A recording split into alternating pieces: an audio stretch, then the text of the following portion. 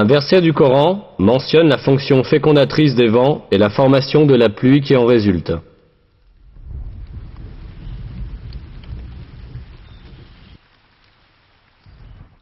Et nous envoyons les vents fécondants, puis nous faisons descendre du ciel une eau dont nous vous abreuvons.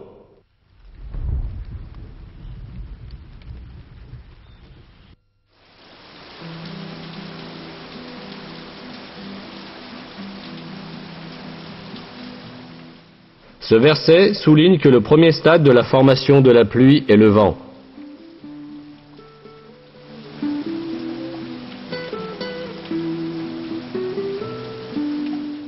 Jusqu'au début du XXe siècle, la seule relation que l'on connaissait entre le vent et la pluie était que le vent apportait les nuages.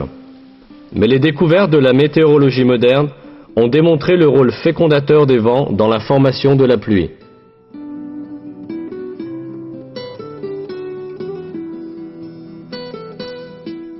Cette fonction fécondatrice du vent agit de la manière suivante. À la surface des océans et des mers, d'innombrables bulles d'air sont formées par l'écume.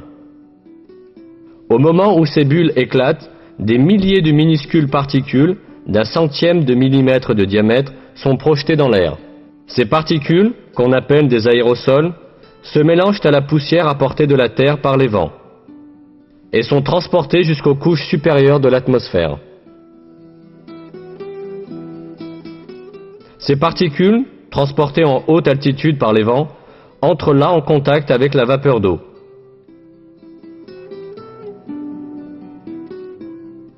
La vapeur d'eau se condense autour de ces particules et se transforme en gouttelettes d'eau. Ces gouttelettes d'eau s'assemblent d'abord pour former des nuages, puis tombent sur la terre sous forme de pluie. Comme on l'a vu, les vents fécondent la vapeur d'eau flottant dans l'air avec les particules qu'ils transportent de la mer, ce qui permet ensuite la formation des nuages de pluie.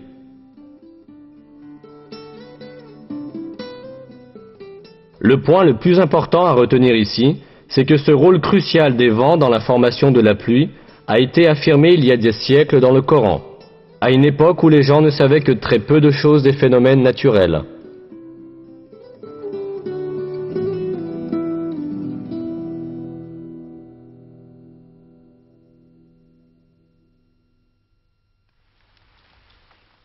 Un autre fait mentionné dans le Coran à propos de la pluie est qu'elle est envoyée sur terre selon une juste proportion.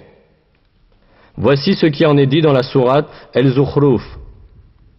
C'est lui qui fait descendre du ciel, avec mesure, de l'eau grâce à laquelle nous ranimons une cité morte. Ainsi serez-vous ressuscités.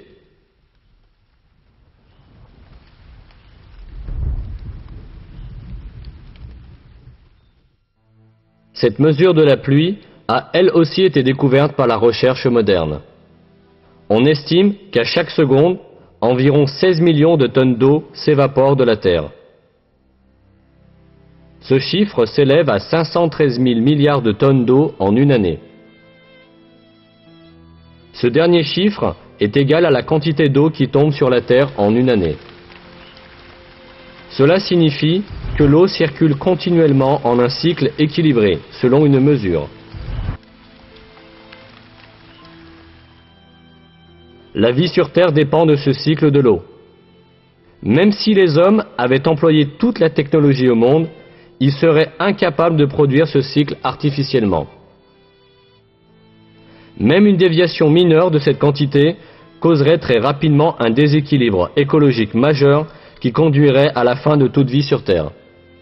Pourtant, cela ne se produit jamais, et exactement la même quantité de pluie continue à tomber chaque année, comme cela est révélé dans le Coran.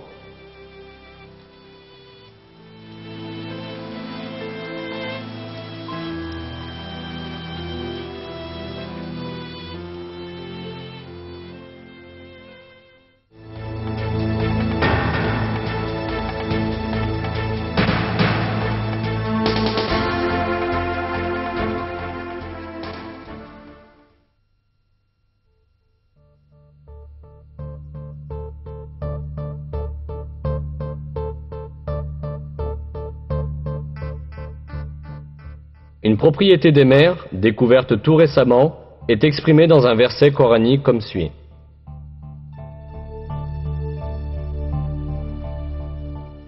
Il a donné libre cours aux deux mers pour se rencontrer. Il y a entre elles une barrière qu'elles ne dépassent pas.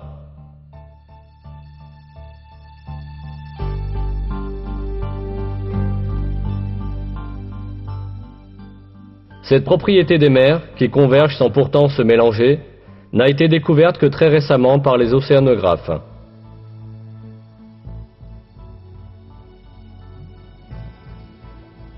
En raison d'une force physique, appelée la tension superficielle, les eaux des mers voisines ne se mélangent pas. Due à la différence de densité des mers, la tension superficielle empêche les mers de se mélanger les unes aux autres, exactement comme si un mur très fin les séparait. Ce qui est remarquable, c'est qu'à une époque où les gens ne connaissaient rien à la physique, à la tension superficielle ou à l'océanographie, ceci ait été révélé dans le Coran.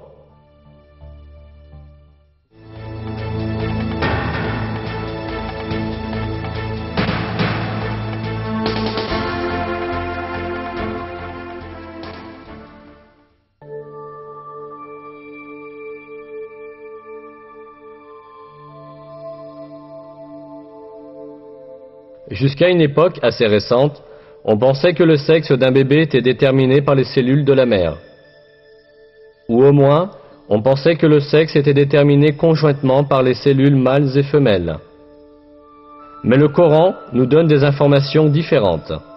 Il affirme que la masculinité ou la féminité est créée du sperme déversé dans la matrice.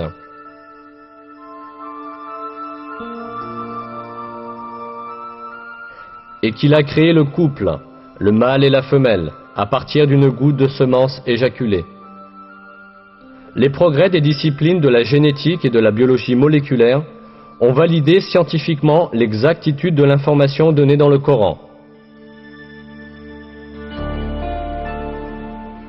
On comprend maintenant que le sexe est déterminé par les cellules spermatiques provenant du mâle, et que la femelle ne joue aucun rôle dans ce processus. Les chromosomes sont les principaux éléments intervenant dans la détermination du sexe. 2 des 46 chromosomes qui déterminent la structure d'un être humain sont identifiés comme les chromosomes sexuels. Ces 2 chromosomes sont appelés XY chez les mâles et XX chez les femelles, parce que la forme des chromosomes ressemble à ces lettres.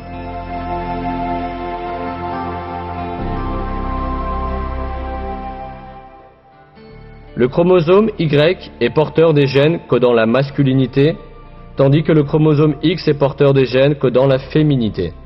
La formation d'un nouvel être humain commence par la combinaison croisée d'un de ces chromosomes, qui existe en paire chez les mâles et les femelles.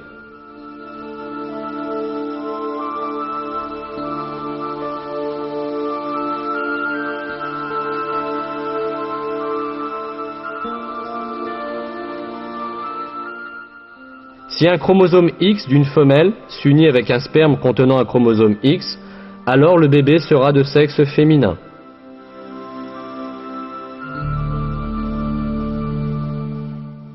S'il s'unit avec le sperme qui contient un chromosome Y, le bébé sera de sexe masculin.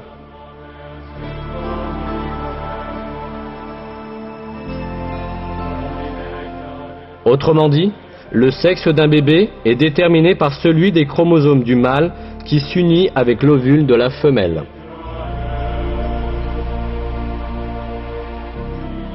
On ignorait tout cela jusqu'à la découverte de la génétique au XXe siècle.